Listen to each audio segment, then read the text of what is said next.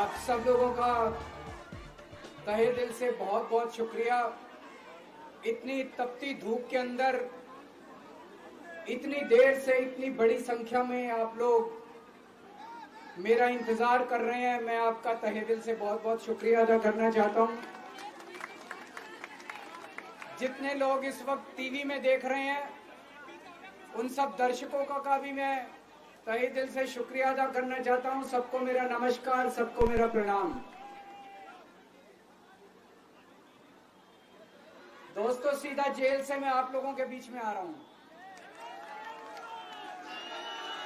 आपके बीच में आके बहुत अच्छा लग रहा है। 50 दिन के बाद अभी अभी मैं, मेरी पत्नी, भगवंत मान साहब, हम लोग कनॉट प्लेस में हनुमान मंदिर में गए थे। हनुमान जी का आशीर्वाद लिया, उनके दर्शन किए। फिर शिव जी के मंदिर गए, शनि जी महाराज के पास गए, उनका सबका आशीर्वाद लिया। बजरंगबली की खूब कृपा है हमारे ऊपर, हमारी पार्टी के ऊपर, देशवासियों के ऊपर। उन्हीं की कृपा से आज अचानक मैं आप लोगों के बीच में हूं। नहीं तो किसी को उम्मीद नहीं थी कि चुनाव के बीच में मैं जेल से बाहर आ जाऊंगा। लेकिन ऊपर बजरंगबली की कृपा है, हनुमान जी की कृपा है हम लोगों के ऊपर, और चमत्कार हुआ और आज मैं आप लोगों के बीच में हूं। दोस्तों, हमारी आम आदमी पार्टी एक छोटी सी पार्टी है, 2 राज्यों के अंदर है, अभी 10 साल पुरानी पार्टी है। हमारी पार्टी को कुचलने में, खत्म करने में प्रधानमंत्री जी ने कोई कसर नहीं छोड़ी। एक साथ हमारी पार्टी के 4 टॉप के नेता जेल भेज दिए एक साथ। अरविंद केजरीवाल, मनीष सिसोदिया, संजय सिंह, सत्येंद्र जैन। बड़ी बड़ी पार्टियों के अगर 4 टॉप के नेता जेल चले जाएं, पार्टी खत्म हो जाती है। आम आदमी पार्टी के 4 टॉप के नेता इन्होंने जेल भेज दिया। उन्होंने सोचा कि पार्टी खत्म हो जाएगी, लेकिन ये पार्टी नहीं है, ये एक सोच है। जितना ये खत्म करना चाहते हैं उतना ये बढ़ती जाती है, उतना ये बढ़ती जाती है।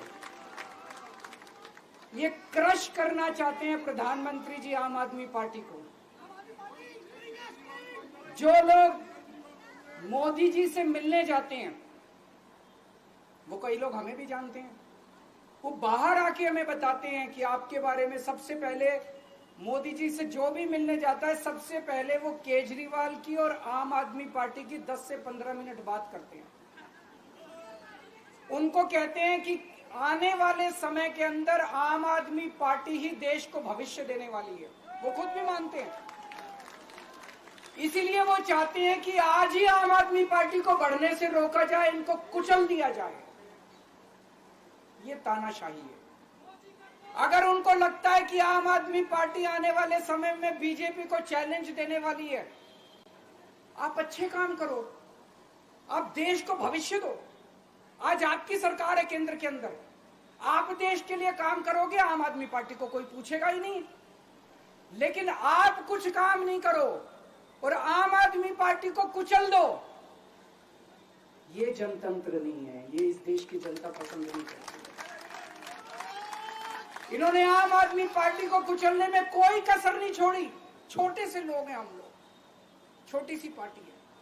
75 साल के अंदर इस कदर किसी पार्टी को और उसके नेताओं को प्रताड़ित नहीं किया गया जिस तरह से प्रधानमंत्री मोदी जी ने आम आदमी पार्टी को प्रताड़ित करने की कोशिश की है। मेरे को इन्होंने जेल भेज दिया। प्रधानमंत्री जी कह रहे हैं मैं भ्रष्टाचार से लड़ रहा हूं। देश के सबसे बड़े चोर, उचक्के और डकैतों को उन्होंने अपनी पार्टी में शामिल कर लिया। जिन लोगों को 10 दिन पहले मोदी जी कहते थे 70,000 करोड़ का इसने घोटाला कर दिया, थोड़े दिन के बाद उसी आदमी को अपनी पार्टी में शामिल करके किसी को डिप्टी सीएम बना देते हैं, किसी को मंत्री बना देते हैं और उनके सारे ईडी और सीबीआई के मामले खत्म कर देते हैं और कहते हैं मैं भ्रष्टाचार से लड़ रहा हूं। मैं मोदी जी को कहना चाहता हूं, भ्रष्टाचार से अगर लड़ाई लड़नी है तो केजरीवाल से सीखो। प्रधानमंत्री जी, भ्रष्टाचार के खिलाफ लड़ाई केजरीवाल ने लड़ी है। 2015 में जब दिल्ली में हमारी सरकार बनी थी, हमारे एक मंत्री का एक ऑडियो मेरे पास किसी ने व्हाट्सएप कर दिया। उस ऑडियो में मेरा मंत्री किसी दुकान वाले से 5 लाख रुपए मांग रहा था। किसी मीडिया वाले को नहीं पता था, विपक्ष को नहीं पता था। आप लोगों को याद होगा, मैंने अपने खुद मंत्री को सीबीआई के हवाले कर दिया, जेल भेज दिया था अपने मंत्री को। ये होती है भ्रष्टाचार के खिलाफ लड़ाई। पंजाब के अंदर मेरा एक मंत्री भ्रष्टाचार में, मेरे को पता चला कि वो पैसे मांग रहा है। वहां पे मान साहब ने उसको, किसी को भी, विपक्ष को नहीं पता था, मीडिया को नहीं पता था, हमने अपने मंत्री को उठा के जेल में भेज दिया। तुम देश के सारे चोर उचक्के डकैतों को अपनी पार्टी में शामिल कर लो और केजरीवाल को जेल भेज दो और कहो मैं भ्रष्टाचार के खिलाफ लड़ रहा हूं। तो आप भ्रष्टाचार के खिलाफ नहीं लड़ रहे प्रधानमंत्री जी। आप देशवासियों को बेवकूफ मत समझो। देश बच्चे बच्चे की जुबान के ऊपर हो रहा है कि सारे चोर चक्कों को अपनी पार्टी में शामिल करके और ईडी और सीबीआई के सारे केस उनके रफा दफा कर। केजरीवाल को क्यों गिरफ्तार किया? केजरीवाल को गिरफ्तार करके उन्होंने एक मैसेज दिया है सारे देश को कि अगर मैं केजरीवाल को गिरफ्तार कर सकता हूं तो किसी को भी गिरफ्तार कर सकता हूं। कोई केस नहीं होगा, कोई मामला नहीं होगा, तब भी मैं तुमको गिरफ्तार कर सकता हूं। एक बेहद खतरनाक मिशन चालू किया हुआ है प्रधानमंत्री जी ने, बहुत ही खतरनाक।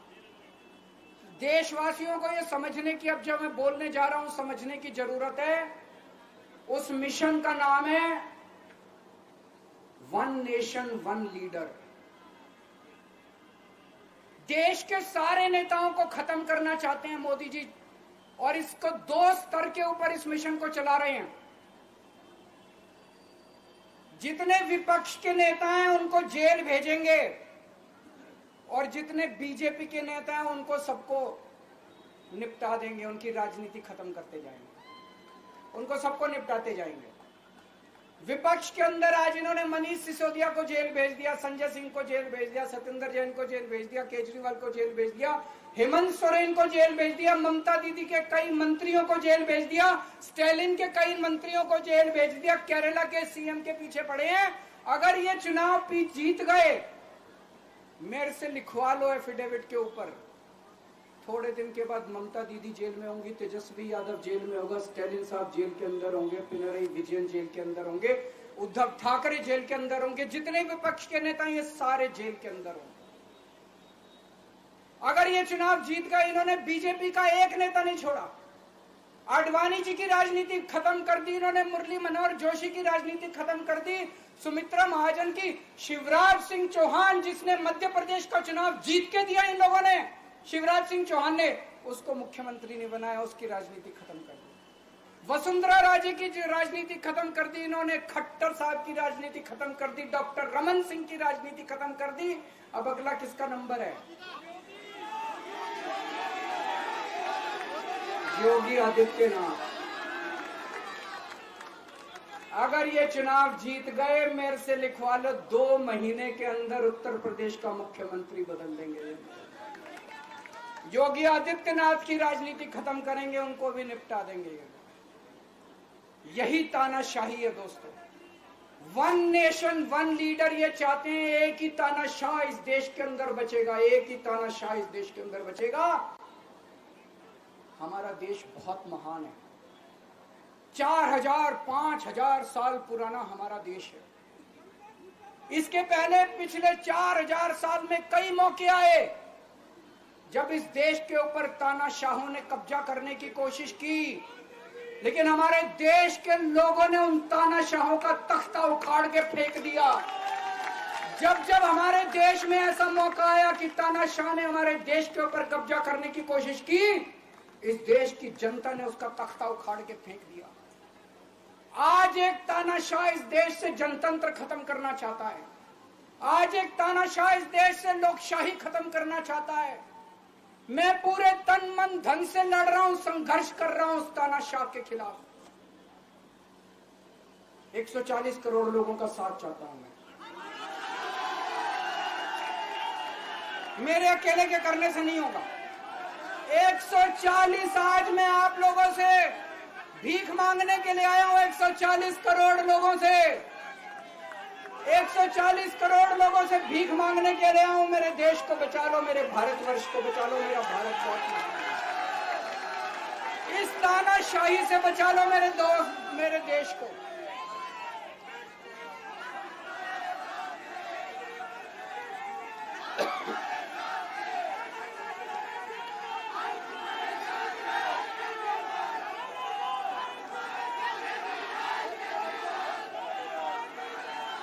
मैं सुप्रीम कोर्ट का बहुत बहुत शुक्रिया अदा करना चाहता हूं। उन्होंने 21 दिन दिए हैं, एक एक दिन में 24 घंटे हैं। मैं एक दिन में 24 में से 36 घंटे काम करूंगा। पूरे देश भर में घूमूंगा इस तानाशाही को रोकने के लिए। दोस्तों, जितनी मेरे अंदर ताकत है, मेरा सब कुछ कुर्बान है देश के लिए। मेरा तन मन धन सब कुछ कुर्बान है मेरे देश के लिए। मेरे खून का एक एक कतरा मेरे देश के लिए, मेरे शरीर का एक एक कतरा, मेरी जिंदगी का एक एक पल मेरे देश के लिए। मेरे देश को बचाने के लिए मैं पूरे देश में जाऊंगा दोस्तों। अब एक बहुत महत्वपूर्ण बात करने जा रहा हूं, उसको ध्यान से सुनना।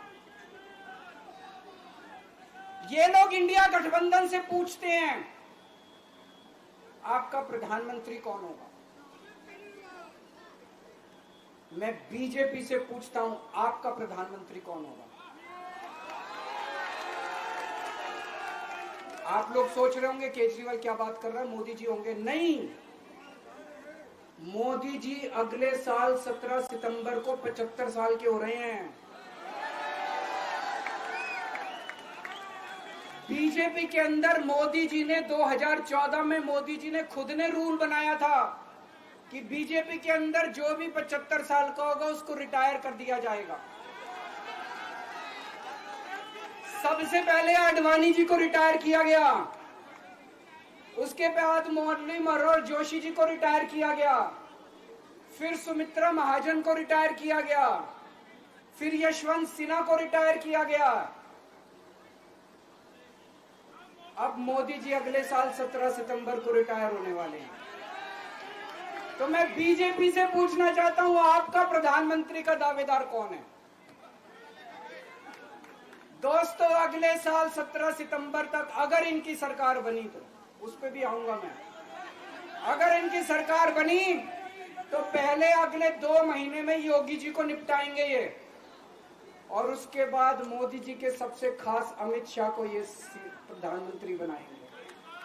तो मैं लोगों को, देश के लोगों को आगाह करना चाहता हूं, मोदी जी अपने लिए वोट नहीं मांग रहे। मोदी जी अमित शाह को प्रधानमंत्री बनाने के लिए वोट मांग रहे हैं। मैं पूछना चाहता हूं मोदी जी से और अमित शाह जी से, ये मोदी की गारंटी पूरी कौन करेगा? क्या अमित शाह मोदी की गारंटी पूरी करेंगे? जब आप अगर जो वैसे तो मेरे को लगता है मैं भी आऊंगा उसके ऊपर, मुझे नहीं लगता इनकी सरकार बन रही है, लेकिन जो बीजेपी को वोट देने जाएं वो ये सोच के जाना कि आप मोदी जी के नाम पे वोट नहीं दे रहे, आप अमित शाह के नाम पे वोट दे रहे।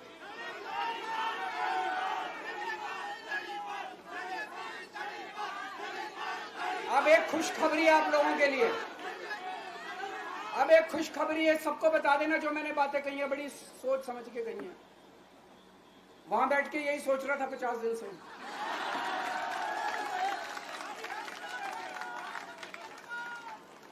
दोस्तों, पूरे देश के मेरे को बाहर निकले हुए 20 घंटे हो गए। इन 20 घंटों के अंदर भी मैंने रात भर में जनता से बात कर रहा था, लोगों से फोन कर रहा था,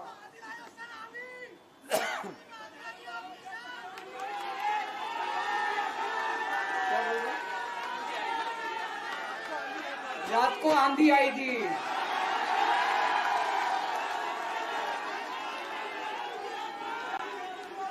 पिछले 20 घंटे में मैंने जो बातचीत करी है, कई बड़े बड़े एक्सपर्ट से बात की, चुनाव विश्लेषकों से बात की, सेफोलॉजिस्ट से बात की, जनता से बात की, फोन पे लोगों से।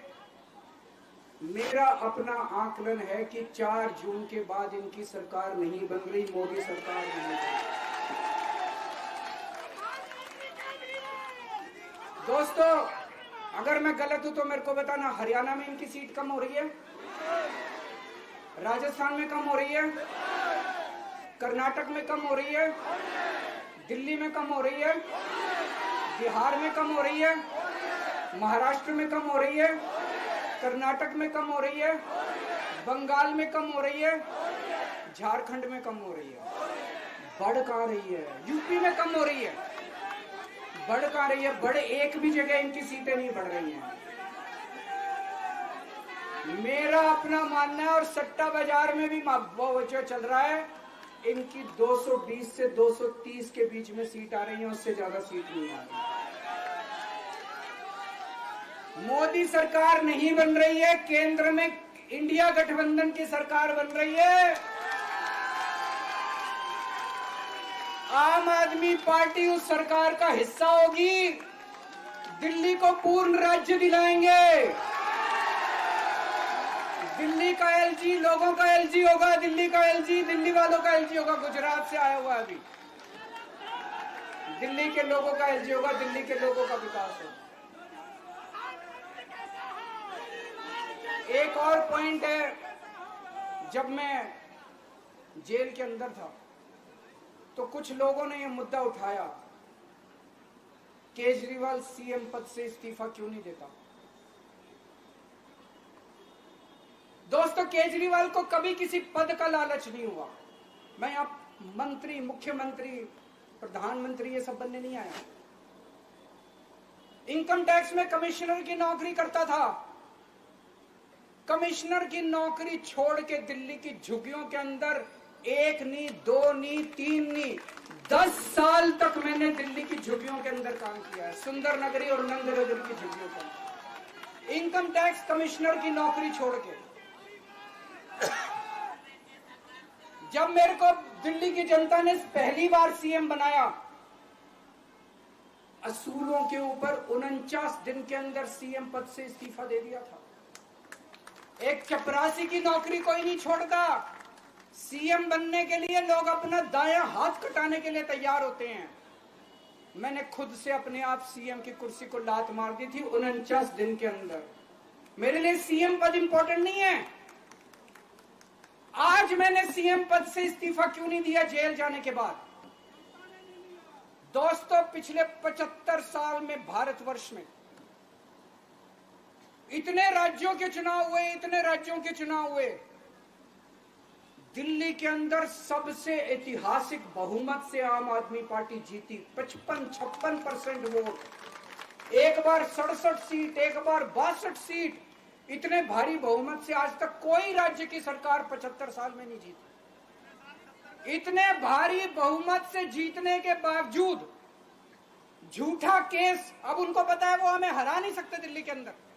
उन्हें पता है अगले 20 साल तक दिल्ली में आम आदमी पार्टी को कोई नहीं हरा सकता। तो उन्होंने एक षड्यंत्र रचा, राजनीतिक षड्यंत्र रचा। केजरीवाल को झूठे केस में जेल भेज दो, केजरीवाल को इस्तीफा देना पड़ेगा, केजरीवाल की सरकार गिर जाएगी। उन्होंने ये षड्यंत्र रचा। मैंने कहा मैं भी इस्तीफा नहीं दूंगा। तुम अगर जनतंत्र को जेल में कैद करोगे तो जनतंत्र जेल से चला के दिखाएंगे। दोस्तों, सरकार भी जेल से चला के दिखाएंगे। कतई इस्तीफा, तुम्हारे ट्रैप में फंसने वाले नहीं हम। ये अगर हेमंत सोरेन साहब को भी इस्तीफा नहीं देना चाहिए था, जेल से सरकार चलानी चाहिए। अगर हमने इस्तीफा दे दिया, ये तो बड़ा अच्छा इनके लिए। जिस राज्य के अंदर ये चुनाव हारेंगे उसके मुख्यमंत्री को पकड़ के जेल में डाल दो, सरकार गिरा दो। उसके मुख्यमंत्री को पकड़ के जेल में डाल दो, सरकार। आज मैं अगर दिल्ली की जेल के अंदर रह के दिल्ली की जेल से इस्तीफा नहीं दे रहा, वो इस तानाशाही के खिलाफ संघर्ष कर रहा हूं, इसको समझ लेना। केजरीवाल को किसी पद का लालच नहीं है। सीएम तो 100 सीएम की कुर्सी देश के नाम कुर्बान है। मुझे पता चला मेरे जेल जाने से बहुत लोग भावुक हुए, खासकर मेरी माँ, बहनें, महिलाएं बहुत रोई, कईयों ने बहुत मन्नतें मांगी। मैं सबका बहुत बहुत शुक्रिया अदा करना चाहता हूं जिन लोगों ने अपनी दुआएं, करोड़ों लोगों ने अपनी दुआएं भेजी हैं। पूरी दुनिया भर से करोड़ों लोगों ने दुआएं भेजी। उन्हीं के आशीर्वाद का कमाल है कि आज मैं आप लोगों के बीच में हूं। आप लोग सब लोग सुखी रहें, देश खूब तरक्की करे, फले फूले, आप सब लोग खूब खुश रहें, ऐसी मेरी प्रभु से इच्छा है। भारत माता की। राष्ट्रगान के लिए अपने जगह पर सभी लोगों से आग्रह है कि खड़े हो जाएं। તો અરવિંદ કેજરીવાલે જેલમાંથી બહાર આવતા જ હુંકાર ભરી દીધો છે ને તેમણે કહ્યું છે કે આ તાનાશાહીને ખતમ કરવાની છે ને આ તાનાશાહીને ખતમ કરવા માટે હું આખા દેશમાં ફરીશ। દિવસના 24 કલાક હોય છે પરંતુ હું 36 કલાક કામ કરીશ અને તાનાશાહને ખતમ કરવા માટે આખા દેશમાં ફરીશ। સાથે જ તેમણે કહ્યું છે ભાજપ ઉપર આરોપ લગાવતા અમિત શાહ અને નરેન્દ્ર મોદી ઉપર પણ તેમણે અનેક આરોપો લગાવતા તેમણે જન સમર્થન માંગ્યું હતું।